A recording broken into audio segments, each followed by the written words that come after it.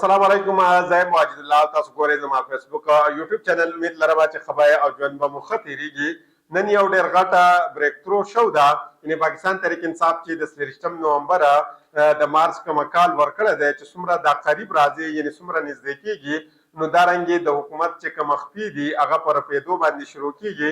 د حکومت دپاره هم مشکلات دي او دارنګې د پاکستان تحریک انصاف دپاره هم ډېر زیاته مشکلات دي خو بل طرف ته که موږ وګورو نن یو ډېر لوی خبر راغلی دی او یقینا د دې خبر نه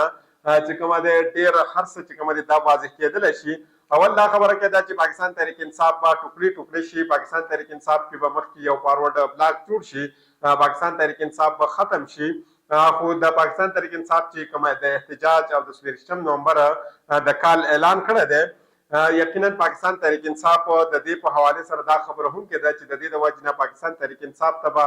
ډېر زیاته نقصان وشي نن د دې په حواله سره ډېر لوی خبر راغلی دی او دا خبر زه ستاسو مخې ته ږدم د پاکستان تحریک انصاف او د حکومت په منځ کې هم یو رابطه شو ده او دا یقینا اولنۍ رابطه ده او دا رابطه د 23 نومبر په حواله سره ده دا زه هم ستاسو مخې ته ږدم چې آیا دا رابطه په څه طریقې سره وشوه او په دې کې دننه څه شو دي او مزید به په دې کې څه کېږي د دې سره سره به درته دا هم وایم چې د آرمي چیف د ایکسټنشن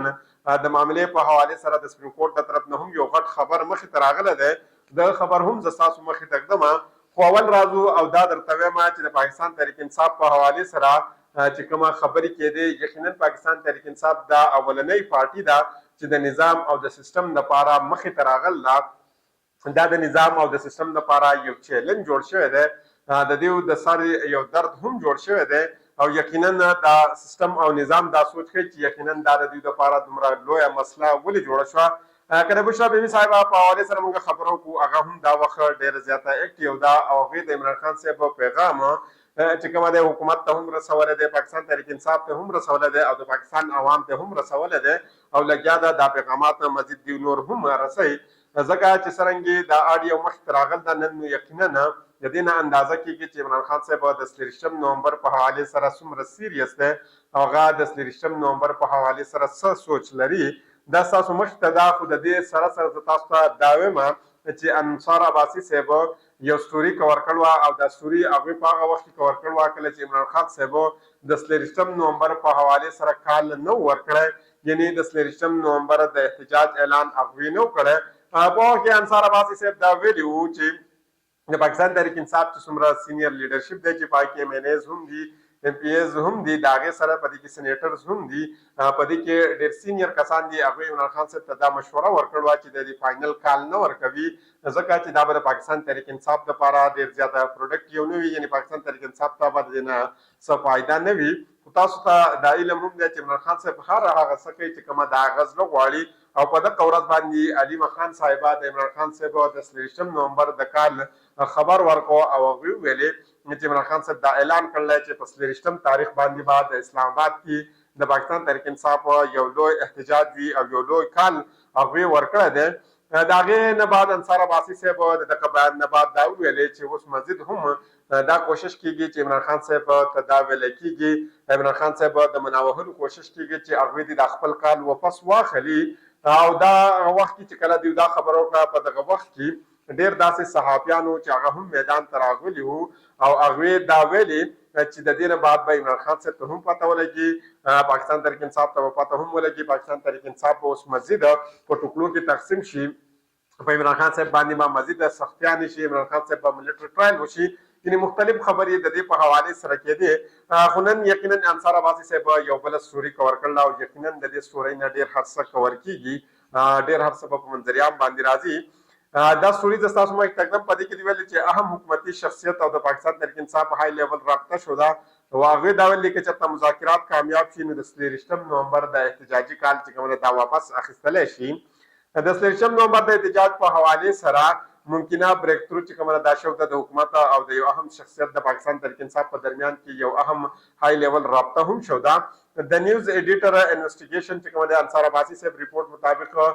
یا ممکنه بریک تھرو چې کومه د حکومت او یو د یو اهم شخصیت او د پاکستان تحریک انصاف په درمیان کې هائی لیول رابطه شو ده او دا رابطه سوه دا مثبت وه یعنې پازیټیو وه دا ښه وه یعنی د دلته نه تاسو اندازه لګولی شئ چې د رابطې په حوالې سره هغوی سوی سار عباسي صاحب دا ویلي چې په د مذاکرات کې چې کوم نومونه دي که چېرته دا نومونه په منظري عام باندې راشي افشا شي نو بیا د حکومت او د اسټبلیشمنټ او د پاکستان تحریک انصاف په درمیان کې چې کومه مفاهمت دی نو دې ته نقصان رسېدلی شي او د دې دا کوششونه چې کومه دي دا بیکار کېدلی شي. ظاهري وینا دا هم ده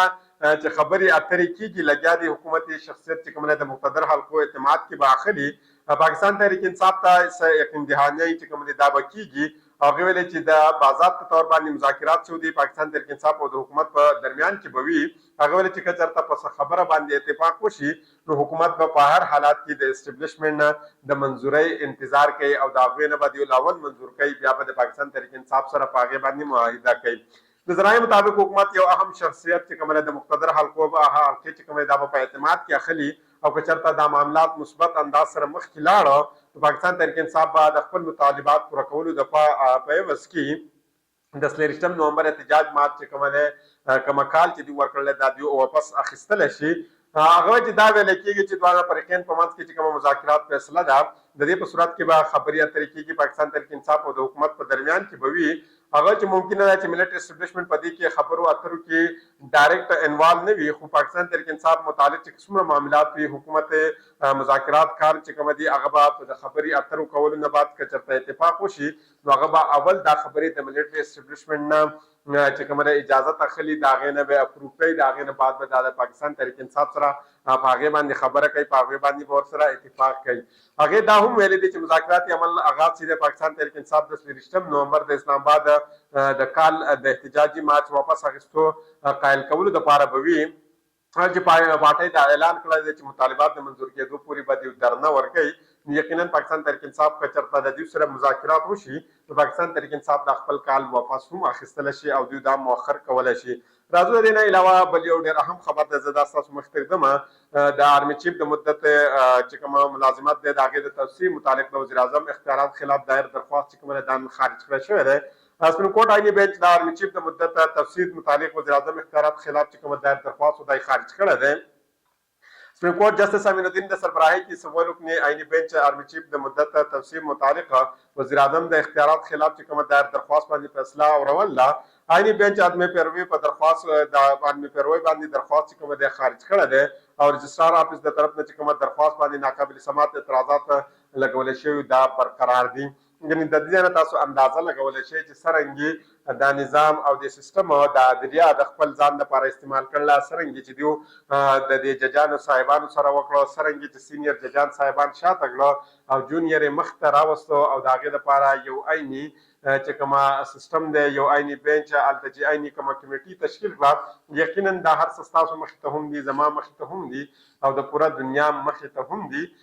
یقینا د دې نه به هېڅ چاته فایده نه وي که فایده وي یعنې موجوده طور باندې به څه فایده وي خو د ملک ته د دې نه هېڅ قسمه فایده نشته او په راتلونکي وخت کې به د ملک ته د دې نه ډېر زیاته نقصان وي. کوشش کوم په بله ویډیو کې مزید ډیټیل هغه زه ستاسو مخې ته کړم د بل ویډیو پورې ماته اجازت راکړئ د الله